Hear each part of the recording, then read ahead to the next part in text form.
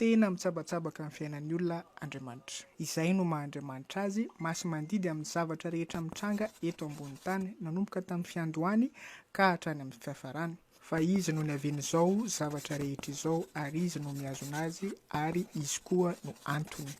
Izay zavatra rehetra mitranga amin'ny fiainan'ny olona tsirairay, amin'ny fiainan'ny firenena tsirairay, ninona mitranga eto ambony tany zany dia eo ambanin'ny fifezin'Andriamanitra avokoa. Any an-danitra ny Andriamanitrantsika izay rehetra tiany atao vitany avokoa. Tsabahan'Andriamanitra tanteraka ny fiainan'ny olona rehetra.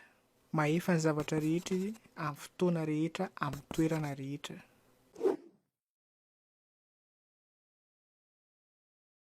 Tsy mangataka fahazahoan-dalana na avy amin'iza na avy amin'iza Andriamanitra rehefa hanao zavatra iray noho ny masy mandidy azy. Tsy mila fanasana avy aty amiko izy raha hiditra amin'ny fiainako, ary soa ihany fa tsy mila fanasana izy raha tsy izany dia tsy misy olona vovonjy eto ambony tany na dia iray aza.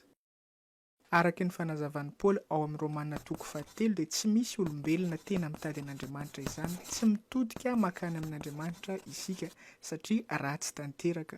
Ny fon'ny olombelona mihitsy no tsy te hahita an'Andriamanitra raha ny tena marina. Tsy manana hery, tsy manana finiavana ny hiantso an'Andriamanitra, ny hanasa an'Andriamanitra ny olombelona raha amin'ny heriny tenany manokana. Tsy maintsy Andriamanitra izany no manao ny dingana voalohany, izy no manao ny premier pas mba hamonjeny ny mpanota iray. Raha anisan'ireo vovonjy ianao amin'izao tsika miteny izao dia tsy ianao no nanasan'i Jesosy Kristy voalohany, fa izy no nanasanao, izy no niantso anao, asan'ny fanahy masina 100 isan-jato ny fiovam-ponao, na hahatonga anao lasa mpino ny ovafo. Ary isan'andro dia mbola izy foana no mitondra ny fiainantsika arak'izay mampety azy. Isika no miditra manetry tena eo ambany fitariany.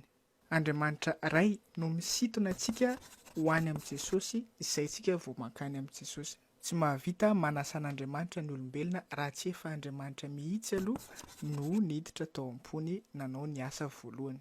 Ilay hoe Andriamanitra tsy midina raha tsy ianao aloha no manasa anazy dia tsy fotom-pampianarana biblika akory.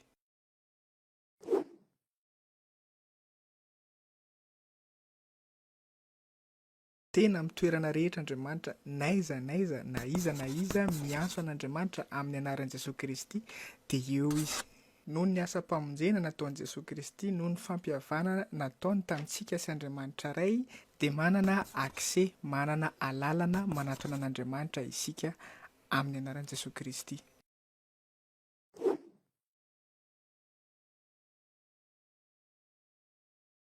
Tsy spesiala i Madagasikara. Mety marary ny miaino an'izany zavatra teneniko izany satria malagasy sika, tiantsika raha mba firenena voatokana ihany Madagasikara. Tsongaina manokana atao anatin'ny firenena maro, saingy mila miankina amin'ny fahamarinana voalaza ny Soratra Masina isika. Tsy misy ao anatin'ny Soratra Masina milaza hoe misy firenena hafa ankoatran'i Israely nataon'Andriamanitra firenena voatokana. Tsy misy tsony izany. Ny firenen'Andriamanitra aty aorian'ny fitsanganan'i Jesosy Kristy tamin'ny maty dia ny fitambaran'ireo mpino mpanaradian'i Jesosy Kristy. Naiza toerana misy azy. Tsy spesiala ho an'Andriamanitra i Madagasikara, izany hoe tsy spesiala ho an'ny Satana ihany koa. Miasa eto ohatrany any amin'ny firenena rehetra ihany izy, fa tsy eto izy no manangana ny alitarany.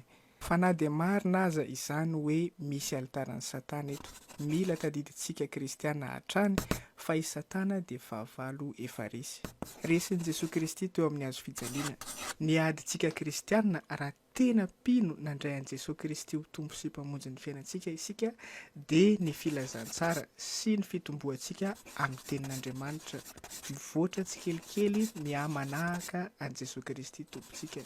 Tsy misy alitaran'ny Satana mila arodantsika intsony.